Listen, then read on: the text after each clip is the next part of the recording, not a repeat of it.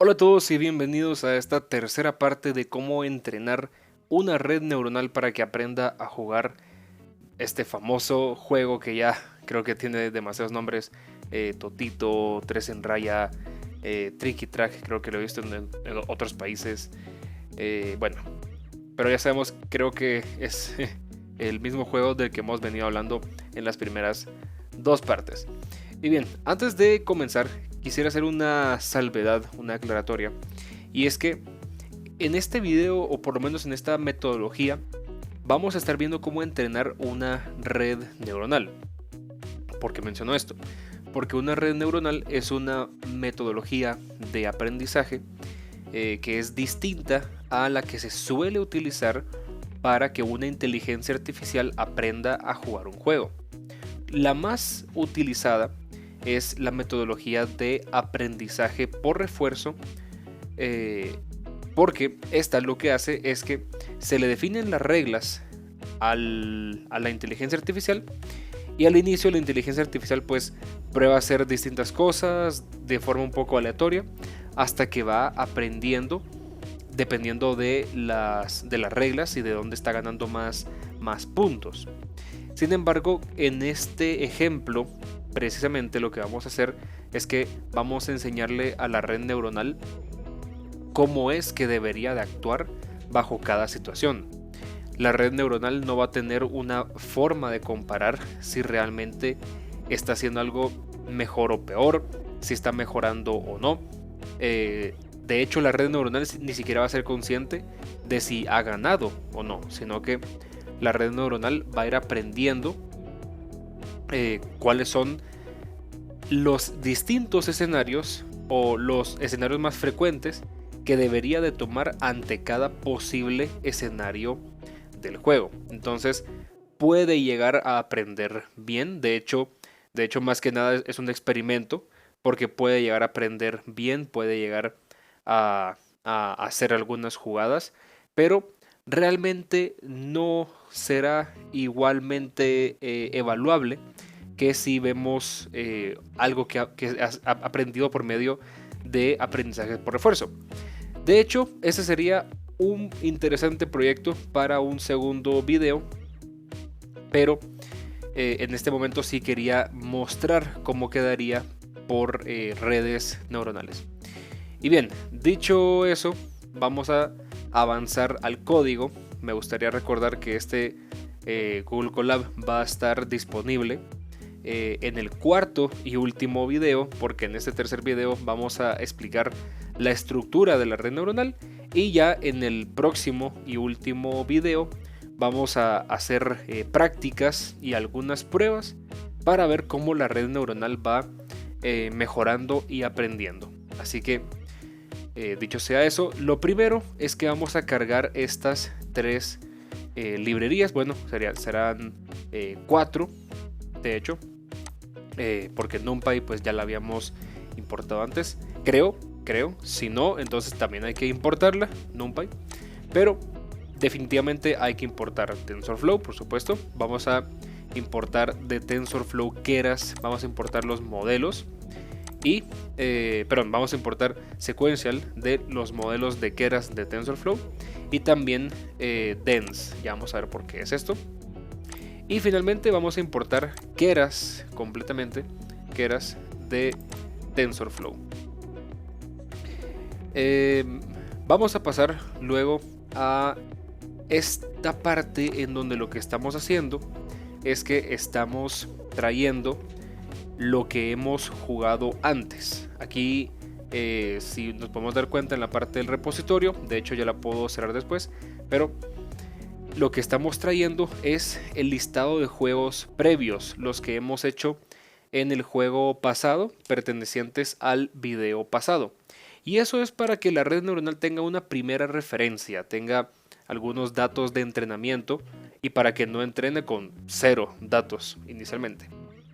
Luego, más adelante, cada vez que juguemos, esos juegos se van a ir guardando justamente acá, y los vamos a importar por cada nuevo juego que hagamos. Entonces, cada vez que juguemos, vamos a estar trayendo más data, y para una red neuronal, más data quiere decir más aprendizaje y por lo tanto es mejor.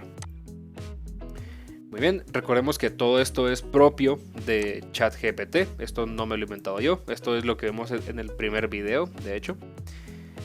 Luego vamos a irnos hasta aquí, hasta la parte del Computer Choice.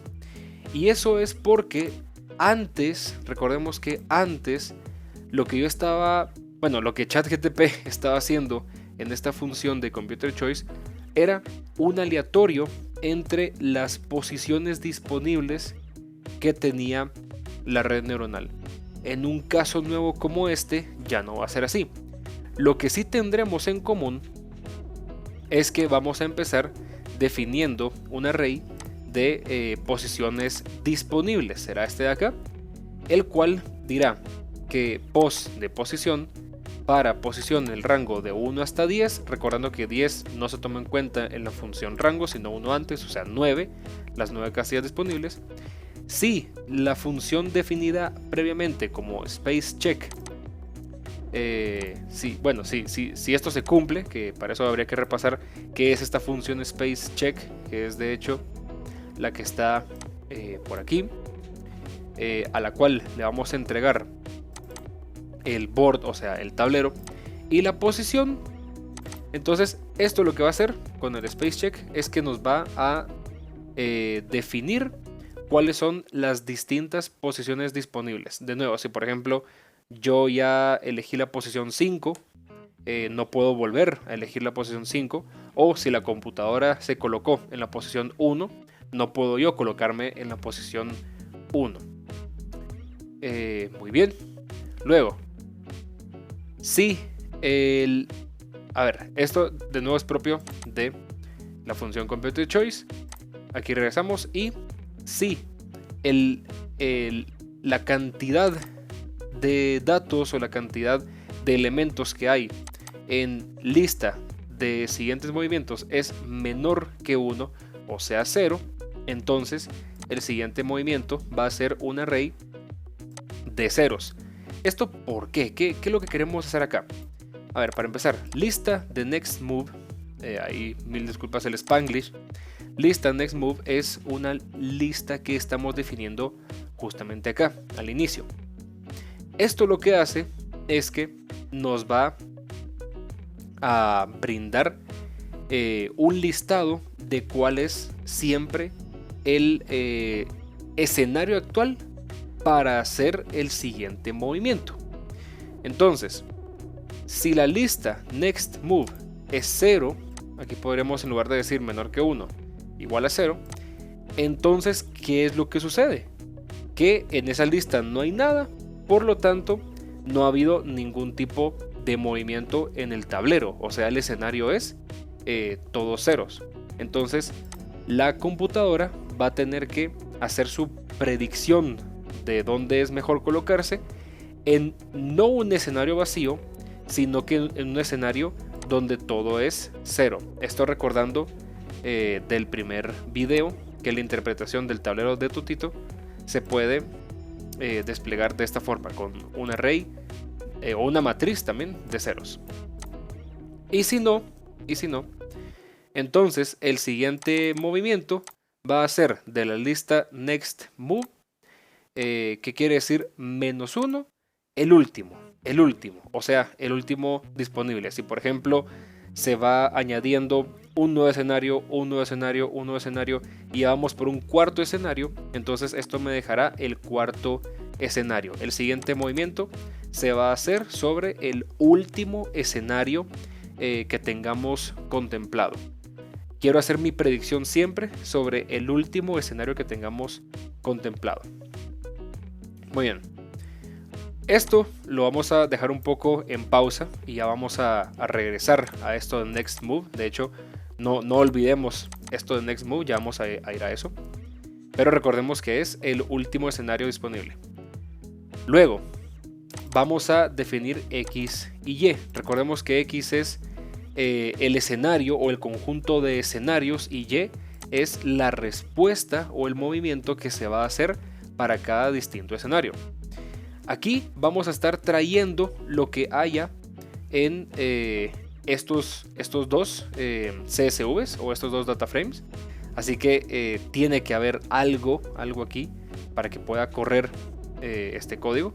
Eso puede ser perfectamente un punto de mejora, algo que se puede mejorar, tomar desde cero y mejorar para este código, por supuesto. En mi lógica, yo quería tener ya algo que entregarle de movimientos a la red neuronal y no quería empezar con el escenario vacío.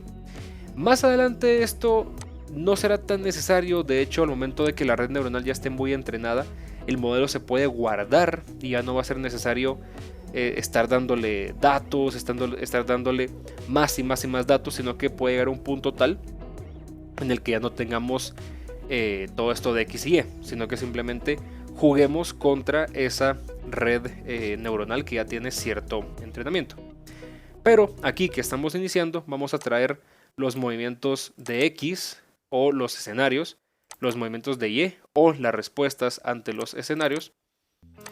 Y lo que vamos a hacer es que vamos a corroborar, vamos a validar. Esto simplemente es un validador para que siempre traigamos todas las filas en ambos casos, pero solamente las últimas 9 columnas y la última columna en el caso de Y. Esto, de nuevo, quizás no es 100% necesario, es más una validación, una tranquilidad para corroborar que siempre vamos a tener la misma estructura de datos, o sea, cualquier cantidad de filas, pero 9 columnas para la parte de X del escenario, que corresponde a los 9 posibles movimientos del tablero, y solamente una columna para Y, o sea, las respuestas. Y luego a este array, porque este de hecho va a ser un array porque solo tiene una columna, vamos a pasar la función keras utils to categoricals. ¿Por qué?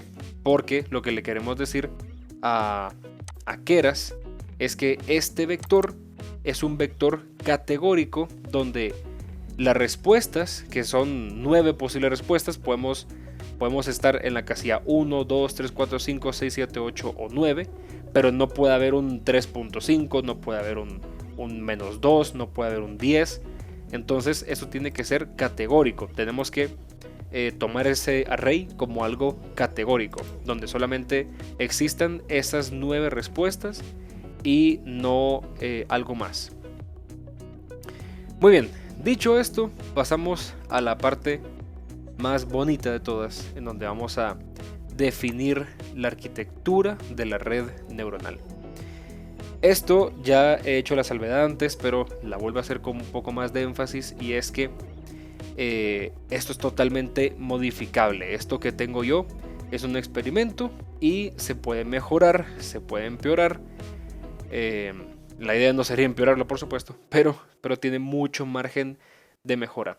Hay que recordar que para un caso como este, una red neuronal tiene que tener una combinación muy importante entre eficiencia y eficacia. ¿Cómo así? Eficacia en el sentido de que sea precisa. No nos sirve de nada una red neuronal que tenga muy mala precisión. Pero tampoco nos sirve una red neuronal que sea muy precisa o que sea más precisa, pero que sea muy tardada en correr. Estamos recordando que si quisiéramos replicar esto para un juego, por ejemplo, que busquemos en la computadora para buscar jugar contra la computadora, bueno, contra una inteligencia, este juego, no podemos esperar 5 minutos para que haga siempre cada movimiento. Eso sería imposible. Entonces hay que buscar una combinación óptima. Y es por eso que esta combinación de estructuras que ahora les traigo es la que considero que a mí, haciendo ya algunas pruebas, me trajo la mejor combinación entre precisión y tiempo. ¿Cuánto tiempo tarda cada movimiento en realizarse? Quizás de 3 a 5 o 6 segundos, que no es demasiado, no es como para ya dejar de jugar.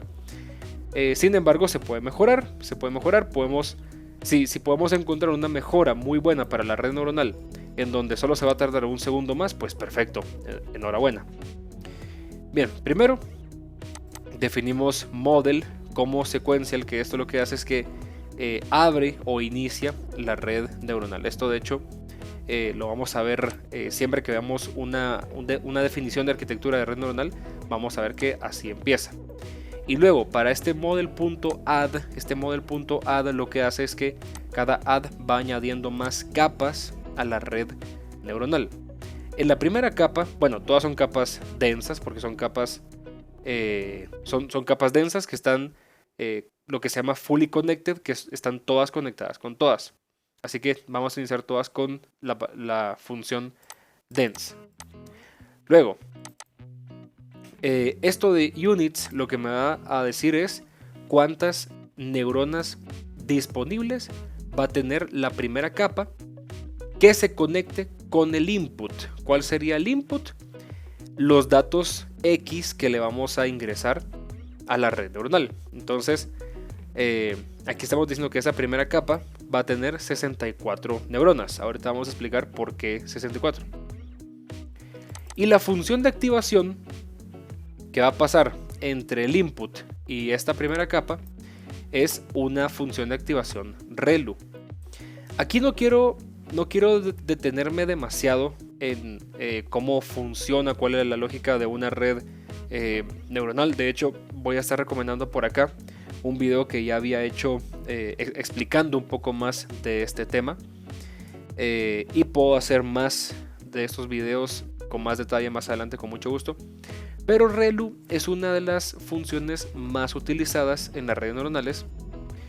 Función de activación, por supuesto, en donde ReLU lo que quiere decir es que solamente va a tomar los valores que sean significativos. Todos los que aporten 0 valor los va a estar, por así decirlo, filtrando. Así que a la siguiente capa y también a la siguiente capa solamente van a pasar aquellos aprendizajes que sean de alguna manera positivos. Y bueno, el input dim, que lo coloco solamente en la primera capa, es de 9. Y esto es porque, de nuevo, yo aquí estoy validando que solamente haya 9 columnas, o sea, solamente 9 inputs o una dimensión de 9 para X. Así que aquí tengo que definirlo. Así que la capa de entrada va a tener 9 neuronas que se va a conectar con una capa densa de 64 neuronas por medio de una función de activación ReLU. Ahora, desde aquí, a partir de este punto, hasta la última capa, hasta la última capa, ahí solamente voy a poder agregar, cualquier cantidad de capas adicionales que yo quiera. Por supuesto que cada capa me va a representar más tiempo de procesamiento, eso sí, definitivamente, pero va a ser más valioso o mejor aprendizaje hasta cierto punto. Aquí el aprendizaje va convergiendo hasta un cierto nivel, entonces va a haber un punto en el que más capas densas ya no va siendo tan representativo, por así decirlo. ¿Qué logro o por qué luego lo conecto con una capa oculta de aquí? Solamente copié y pegué el comentario de 128 neuronas. ¿Qué es lo que estoy logrando acá? ¿Por qué paso de 9 neuronas a 64 y de 64 a 128 neuronas? Esto, si lo tratamos de ver como si fuera un bosque o un árbol, veríamos algo que va creciendo mucho, ¿verdad? De 9 a 64 a 128. Y eso es porque, bueno, primero, porque para estas capas se recomienda números como múltiplos de 8 o como múltiplos, en este caso, de 64, por ejemplo. También se puede usar un 32, se puede usar, por ejemplo, si no fuera 64, que por 2 sería 128, podría ser también, por ejemplo, 192, que es 3 veces 64. Pero esto es un poco más, quizás por orden, no es tanto una obligación. Pero Lo que sí es que al duplicar la cantidad de neuronas, yo lo que estoy haciendo es que estoy admitiendo más escenarios, más posibilidades. Entonces la red neuronal logra ser muy diversa y logra crear muchos posibles escenarios de aprendizaje. Entonces lo que está haciendo es que está logrando aprender muchos posibles escenarios para llegar a una respuesta correcta. Finalmente nos pasamos a, bueno, en este caso sería no 64, sino sería 9, y es que voy a pasar a una capa oculta de 9, ¿sí? Voy a pasar a una capa oculta de 9. Entonces aquí es como decir, todo lo que se aprendió va a ser comprimido en 9 neuronas. 9 neuronas que van a ser previas ya a la salida. Y esta última parte, o bueno, esta penúltima parte, va a ser mediante una función de activación de sigmoide. ¿Cuál es la diferencia entre ReLU y sigmoide? ReLU, como mencionaba, es como un filtro, porque estamos filtrando todo aquello que tiene un peso significativo para una predicción apropiada. Pero sigmoide es más bien para un tema de probabilidades, ya que sigmoide lo que hace es que no filtra o no descarta nada, sino que todo lo que recibe, que en este caso es lo que ya viene filtrado de las últimas dos capas, todo lo que ya viene filtrado, lo categoriza, por así decirlo, en probabilidades, donde podría estar, por ejemplo, en 0 todo aquello que no tiene mucho valor, en 0.5 lo que tiene un valor medio, y en 1 lo que tiene mucho valor o mucho peso. Entonces, como lo que vamos a hacer es una categorización, lo que vamos a hacer es que la red neuronal nos diga cuál es la opción que tiene más probabilidad de ser elegida para el escenario actual. Por ejemplo, si estamos si la computadora está frente al primer escenario, al escenario inicial, digo, en donde todavía nadie se ha movido y el tablero está en blanco, entonces nos va a decir la probabilidad de que la mejor selección sea la posición número 1 es tanta probabilidad. La probabilidad de que sea 2 la mejor posición es tal, y así sucesivamente, en donde la probabilidad de 5 debería ser la mejor si es que entrenamos nosotros a la red neuronal para que en ese escenario elija siempre 5. O por ejemplo, en un escenario en el cual ya vamos, bueno, el adversario va a ganar y tenemos que bloquear al adversario, entonces va a decir la probabilidad de que la mejor selección sea bloquear al adversario es tanto. Entonces, si al final nos quedamos ya con algo filtrado y le damos un toque de probabilidad, va a ser mejor todavía para la red neuronal. Y finalmente, todo esto aprendido lo vamos a llevar a una capa de salida de softmax con 10. ¿Por qué 10? Porque venimos de 9 más una función de bias, que es como decir un ajuste para la red neuronal, pero este 10 de acá nos va a marcar ya la unión entonces de esas 9 neuronas de salida. Luego, este softmax que está acá se utiliza cuando estamos trabajando con algo categórico. Este softmax lo que va a hacer es que no va a comprimir estos 10 o estos 9, no los va a comprimir a una respuesta, sino que nos va a dar 9 respuestas distintas más la respuesta adicional del bias, que no es una respuesta que vayamos a utilizar como una posición. Entonces es para algo categórico. En este caso tenemos softmax porque es para algo categórico en donde entre distintas opciones vamos a elegir cuál es la mejor. Finalmente, con esta estructura de la red neuronal, vamos a compilarlo en el modelo que ya hemos definido previamente con un optimizador de Adam, pues por experiencia se está utilizando, que es el que va a marcar la reducción del error, y un learning rate de 1000, y esto lo que va a hacer es que, bueno, 1000 no, perdón, quise decir de lo opuesto a 1000, o sea, el punto corrido 3 veces en decimales, o sea, 0.001, ahí, mil disculpas. Y esto lo que va a hacer es que me va a marcar cuántos pasos se van a ejecutar para cada reducción de error. Entonces aquí una forma de explicarlo es que entre más pequeño sea esta tasa de acá, entre más pequeña sea, más va a tardar el algoritmo, y entre más grande sea, pues menos va a tardar.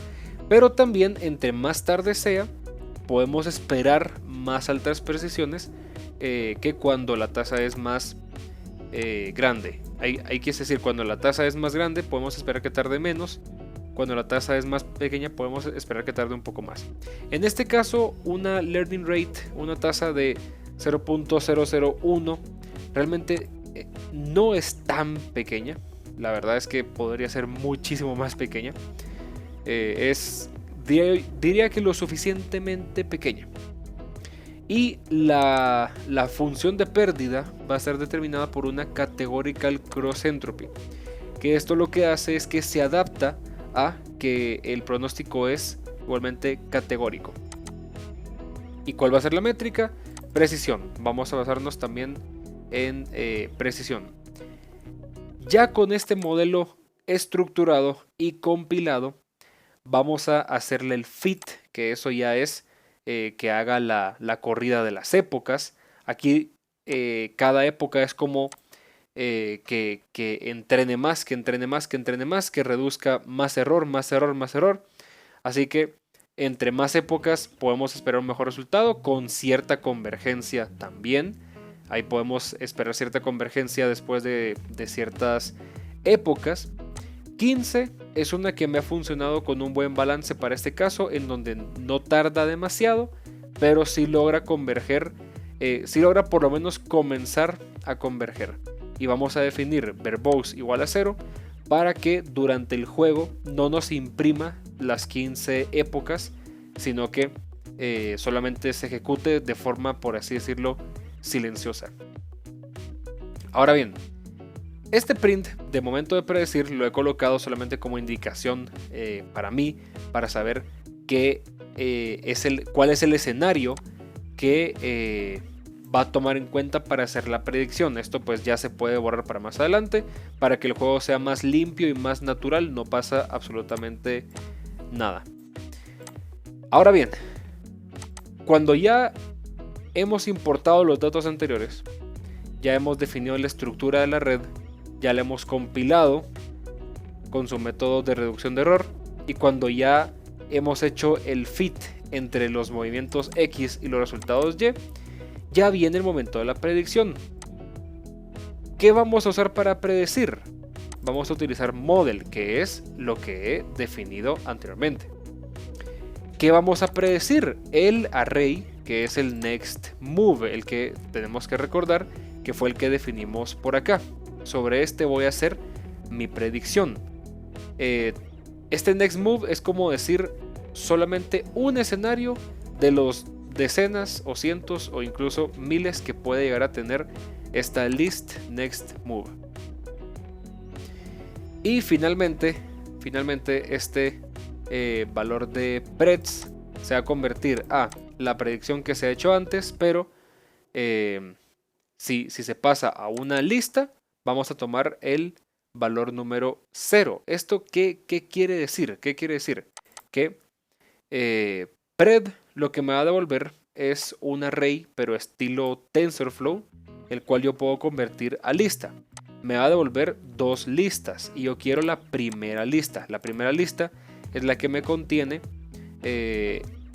las probabilidades para cada resultado. Por ejemplo, la primera lista contiene la probabilidad de que para el primer escenario haya que colocarse en la casilla 1, la probabilidad es 5%. Y luego para la siguiente 7%, luego para la casilla 3 es 8% y así. Y la segunda lista lo que me va a decir es pues posición número 1, posición número 2, posición número 3 y así voy comparando ambas listas, cada posición con su respectiva probabilidad. Luego estas predicciones o estos resultados los voy a correr en las posiciones disponibles, y esto es para que así tenga las 9 probabilidades, los 9 posibles resultados, pero solamente voy a tener las posiciones disponibles, o sea, voy a descartar las posiciones en las que ya hay ya sea una X o un círculo. Voy a crear un data frame llamado resultDF, en donde voy a tener dos columnas. La primera columna va a ser la predicción, que es este result, y la segunda columna va a ser llamada pos, que es las posiciones disponibles. Luego, la posición que voy a tomar como resultado va a ser del data frame que acabo de crear, de la columna pred que también acabo de crear, voy a tomar aquella que es la máxima, y esto tiene mucho sentido porque yo quiero la posición en donde la probabilidad es máxima, ¿sí? Quiero ese resultado en donde la probabilidad de acierto es la más alta. Entonces voy a filtrar únicamente para esa posición en donde la predicción es la más alta. Y luego lo que voy a hacer es que me voy a quedar de el data frame, porque recordemos que posición ahorita es un data frame, porque es un subset. Esta posición es actualmente un subset del resultDF, que es un data frame que acabamos de crear. Entonces de ese data frame me voy a quedar con todas las filas, pero solamente la segunda columna, recordando que en Python empezamos en 0. Entonces la primera columna es 0 y la segunda columna es 1. Entonces nos quedamos con la segunda columna de posición. Así que estamos diciendo probabilidad del 0.67, o sea 67%, por ejemplo, y eso es respectivo a la posición número 5. Entonces perfecto, nos quedamos con únicamente la posición número 5 y aplicamos este punto values corchete 0 para decir quiero de ese data frame, que ahorita solo sería una casilla con el 5, quiero solamente el valor, que el valor sería entonces 5, el número 5 nada más. Finalmente guardo el modelo que sería siempre el más actualizado, lo guardo recordando que esto se va a guardar en Google Colab y luego ya lo podemos descargar, por supuesto. Y lo que va a retornar finalmente esta función de Computer Choice, lo que va a retornar es entonces la posición, que en nuestro ejemplo que mencionábamos sería el 5, sería el número 5. Y finalmente